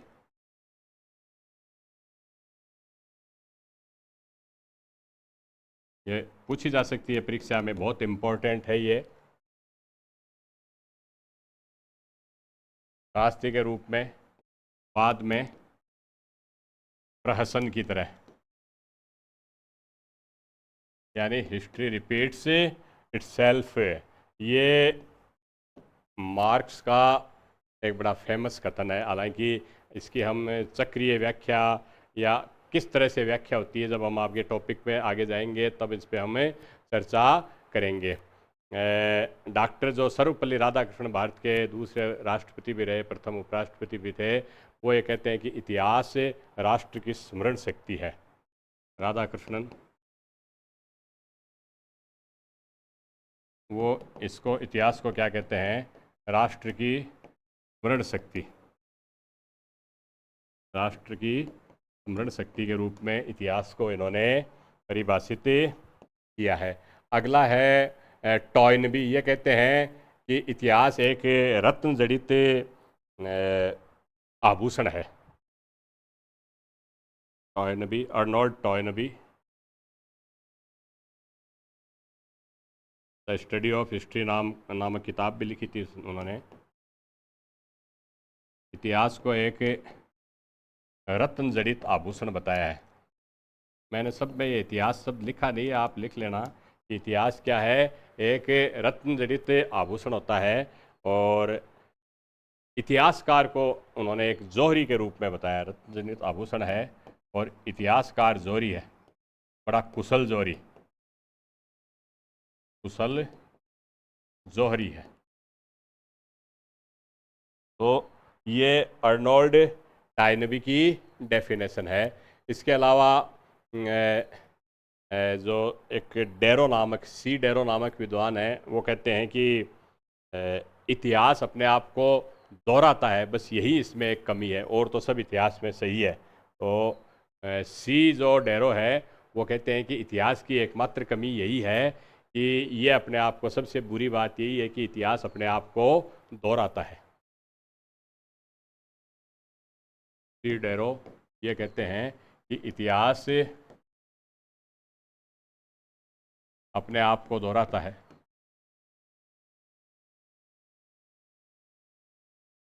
दोहराता है, बस यही इसकी बुरी बात है, बस यही इसकी बुरी बात है, बस यही इसकी बुरी बात है। तो इसके अलावा भी 5-4 इसमें और भी डेफिनेशंस हैं। हाँ, इसमें जैसे लीवी कहता है, लीवी इतिहास में नैतिकता पर बल देता है। विको कहता है कि मनुष्य ने जो वही समझ सकता है जो उसने रचा है, जो मैंने वेरम फैक्टम के अवधारणा पे मैंने इस पर चर्चा भी की थी। तो एक विको की जो डेफिनेशन है वो ये कहता है, वेरम फैक्टम, मैंने इस पे चर्चा भी की थी सिलेबस के दौरान। इस आधार पे वो बताता है कि म- मनुष्य वही समझ सकता है जो उसने रचा है, और इतिहास उसी में से एक है। इसलिए इतिहास को अच्छी तरह से मनुष्य समझ सकता है जो उसने रचा है। मनुष्य वही समझ सकता है जो उसने रचा है। इसके आधार पर वो नेचुरल साइंस और जो प्रकृति और मनुष्य की इसमें अंतर भी ये करता है, क्योंकि वो कहता है कि इतिहास का जो ज्ञान है बेसिकली प्रकृति के ज्ञान से भिन्न है। प्रकृति मनुष्य द्वारा रचित नहीं है, इसलिए प्रकृति को हम गहराई से नहीं समझ सकते, लेकिन इतिहास को हम बड़ी गहराई से समझ सकते हैं। एक विचारक इसमें स्पेंगलर हैं, ऑसवाल्ड स्पेंगलर, जिन्होंने डिक्लाइन ऑफ वेस्ट नामक पुस्तक लिखी थी। तो स्पेंगलर ये कहते हैं कि ये इतिहास को संस्कृतियों की जीवन लीला मानते हैं। इतिहास को संस्कृतियों की जीवन लीला मानते हुए ये कहते हैं कि जब तक इतिहासकार का दृष्टिकोण सांस्कृतिक विचारधारा से ओतप्रोत सांस्कृतिक विचारधारा से ये ओतप्रोत नहीं होगा, तब तक कोई भी इतिहास मानव समाज में के संदर्भ में रचा नहीं जा सकता। तो ये डेफिनेशन स्पेंगलर की है। इस पर हम डिटेल में जब स्पेंगलर का टॉपिक आएगा तब इस पर हमें चर्चा कर लेंगे। स्पेंगलर भी अपने सिलेबस में है। इसके अलावा अन्य जो विचारक है, एक डायोनीसियस से, डायोनीसियस ये कहते हैं कि इतिहास उदाहरणों द्वारा शिक्षण है। History is philosophy of teaching by example. ये एक बड़ी फेमस कोटेशन है Dionysus. History is philosophy of teaching by example से, इतिहास उदाहरणों द्वारा शिक्षण है, उदाहरणों द्वारा शिक्षण का दर्शन है।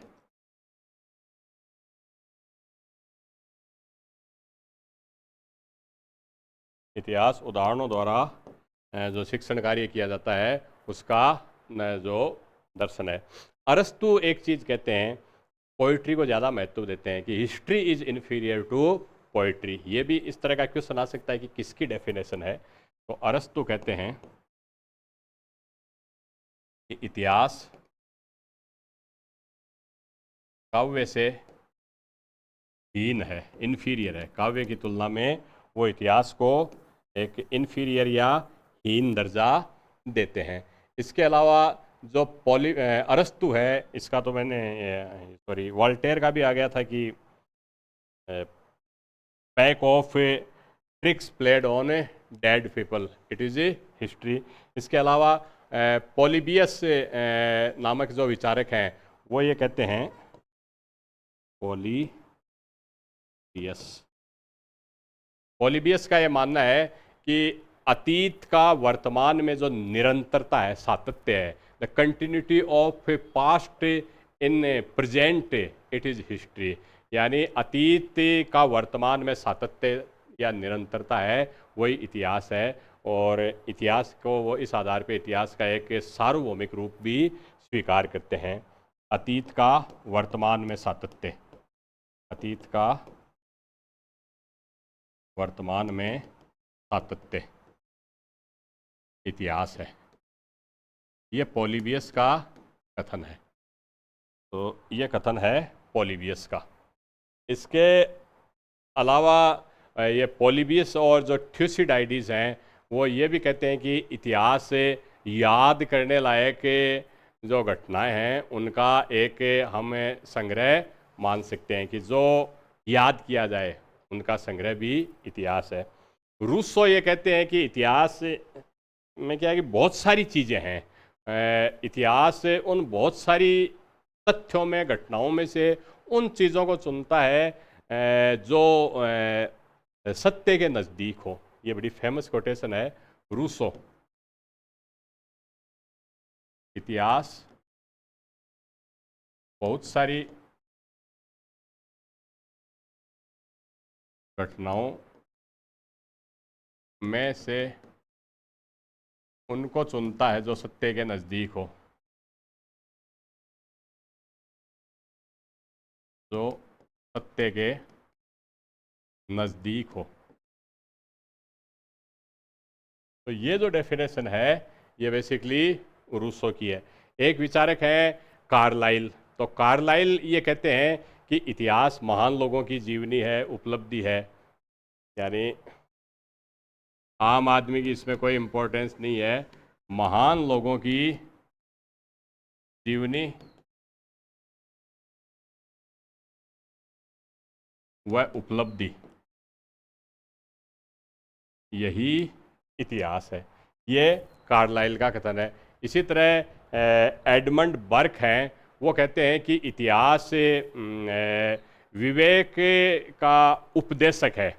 मतलब इतिहास एक रीजन का एक प्रीचर, एक टीचर, प्रिसेप्टर है, और इसको किसी भी आधार पे हम सिद्धांतों का वर्णन करता नहीं मान सकते। ये एक बड़ी फेमस इसकी कोटेशन है, ये है एडमंड बर्क का। एडमंड बर्क, इसकी ये कोटेशन अंग्रेजी में है। अंग्रेजी में वो ये कहता है कि history is A preceptor of prudence, history is A preceptor of prudence not of principles. कि इतिहास जो है वो विवेक का उपदेशक है, न कि सिद्धांतों का। इतिहास विवेक का उपदेशक है, न कि सिद्धांतों का। ये एडमंड बर्क का प्रसिद्ध कथन है। इसी तरह लॉर्ड एक्टन कहते हैं कि इतिहास मानव स्वतंत्रता की एक विस्तृत कथा है। इतिहास मानव स्वतंत्रता की विस्तृत कथा है। Acton, Lord Acton.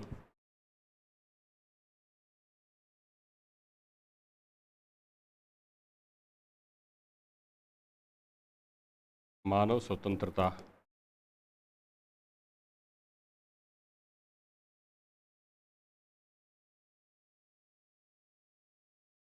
की विस्तृत कथा है।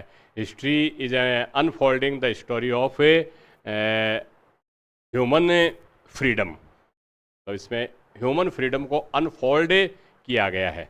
तो ये लॉर्ड एक्टन का कथन है। बेसिकली और भी बहुत सारी डेफिनेशन से इतिहासकार के इतिहास के बारे में और कई ओपिनियन भी हमारे सामने ये आ सकती हैं।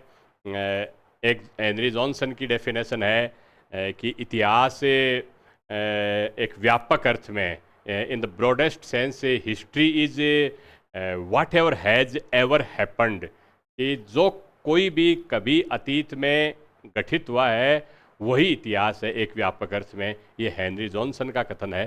तो और 50 डेफिनेशन और हो सकती है, लेकिन मेरा ये मानना है कि हमें इसको कहीं ना कहीं एक सेलेक्टिव होना पड़ेगा। इतनी सारी चीज़ें 2-4 बार हम रिवाइज करेंगे तब ये इतनी 40-50 के लगभग मेरे हिसाब से डेफिनेशन होंगी, ये याद रह पाएंगी। तो आज की क्लास ये लगभग मुझे लगता है कि 1.5 घंटे के लगभग क्लास हो गई। मैं सोच रहा था घंटे भर में हो जाएगा। मैंने थोड़ी चीज़ें एलोबरेट करके बताई हैं, और मैं कोशिश ये करूँगा कि 25 घंटे में, हालांकि मैंने कभी ऑफलाइन ये टॉपिक काफ़ी मैंने पढ़ाए हैं। फिलॉसफी मेरा एक फेवरेट सब्जेक्ट रहा है, इसलिए इसको मैं समराइज़ भी कर दूंगा। एग्ज़ाम ओरिएंटेशन वाली चीज़ें भी मैं इसमें से आपको निकाल के बताऊंगा। तो आप मिनिमम टाइम में, मैं मैक्सिमम में आपको कवर करवाने की मदद करूंगा।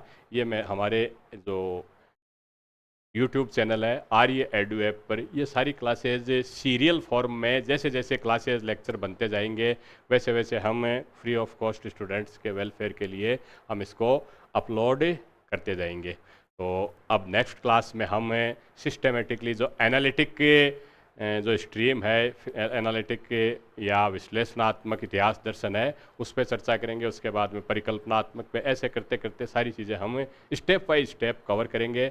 और उम्मीद है कि आपको मेरे पढ़ाई की इस विधि से बेसिकली सब्जेक्ट का जो भय है वो भी आपका निकलेगा। तो चलिए नेक्स्ट क्लास में मिलते हैं, एक दो दिन में ही। मैं कोशिश करूंगा कि जल्दी से जल्दी इस चीज़ को कवर कर सकूं, क्योंकि ऑनलाइन क्लास की जो कमिटमेंट है उसमें भी काफ़ी स्टूडेंट हमारे जुड़े हुए हैं। Online assistant professor, school lecturer, वो ऑनलाइन हमारी क्लास चल रही है, उसमें भी काफ़ी प्रेशर रहता है। फिर भी मैं इस आपके द्वारा आपके लिए किए गए इस कमिटमेंट को पूरा करने की मैं कोशिश करूँगा। Thank you.